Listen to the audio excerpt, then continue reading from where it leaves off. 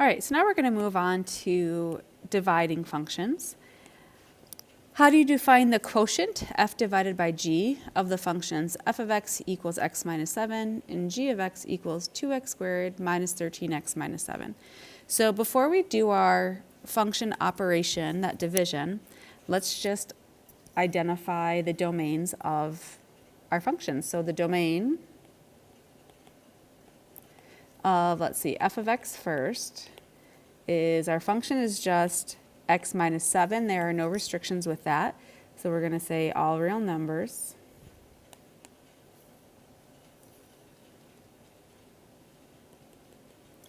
And then the domain of g of x, when we look at that function, we're just squaring our x's, multiplying them by negative 13. No issues there. That's going to be all real numbers. Okay, now we can go ahead and do the function operation f divided by g. So we're going to take our f of x function and divide it by our g of x function. Our f of x function is x minus 7. Our g of x function is 2x squared minus 13x minus 7. Okay, so can we simplify this quotient, x minus 7 over 2x squared minus 13x minus 7?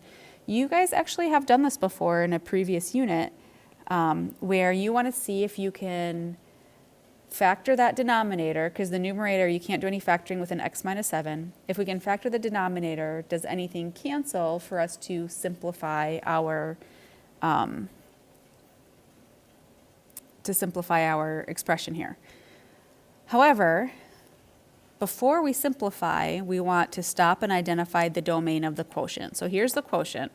And then when we simplify, we just want to make sure that our domain does come from the original setup of the problem. So our domain is going to be a little bit different here because all of a sudden we have a fraction and x is in the denominator of our fraction. What number in math can you not divide by? What makes this whole thing undefined? That's a 0. So we need to make sure that our denominator, 2x squared minus 13x minus 7, does not equal 0. So in the last couple of videos, the operation we were doing did not create a new domain restriction, but division will. Division very possibly could create one depending on if your variables are in the denominator.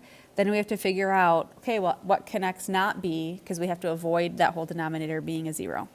So how do we solve an equation for x that has an x squared? We can factor it or use the quadratic formula. So let's try to factor first. For me, I just guess and check seems like the faster way to do factoring. I think it's good for you guys to continue to see guessing and checking. As a reminder on how that works, whatever goes in the first spot here has to multiply to 2x squared. Well, that's just going to be a 2x and an x, no other options there. What goes in the second spot has to multiply to our last term of negative 7. So that's a 7 and a 1. One of those positive, one of those negative. And then remember, we are going to check. We're going to multiply the inside terms together and the outside terms together, and we're going to add those to see if we can get that negative 13. That's how we'll know we have factored this correctly.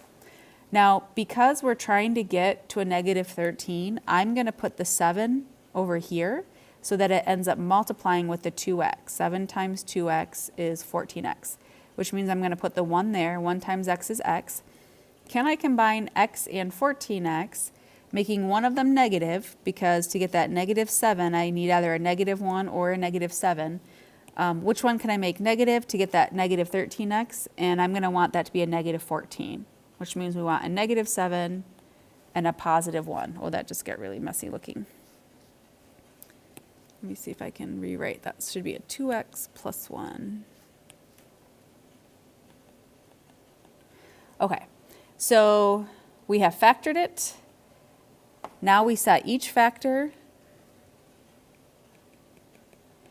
not equal to 0. When we solve, we're going to get our domain. So x cannot equal a positive 7 from this over here. And then this one on the left, if we solve that, subtract 1 and divide by 2, x also cannot equal a negative 1/2. So I just did that in my head. All we did is we solved this for x, and that's going to give us the negative 1/2. So that is our domain of the quotient f of x divided by g of x. Now let's see if we can simplify that. So we said in the beginning, or toward the beginning, that x minus 7 does not factor. Can we factor 2x squared minus 13x minus 7? Well, yeah, we just did it right there. So we can just copy that work over. 2x plus 1 times x minus 7. And then we do notice that we have an x minus 7 on the top and an x minus 7 on the bottom. So your x minus 7s will cancel, leaving you with, if everything in the top cancels, you have to leave a 1 up top. And then that 2x plus 1 has to stay in the denominator.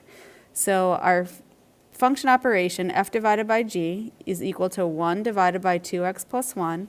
But our domain restrictions, x just can't equal those two values. We can see from the final answer, we don't want x to be the negative 1/2, because if you plug in a negative 1/2 for this x, that gives us a 0 denominator, which we can't have.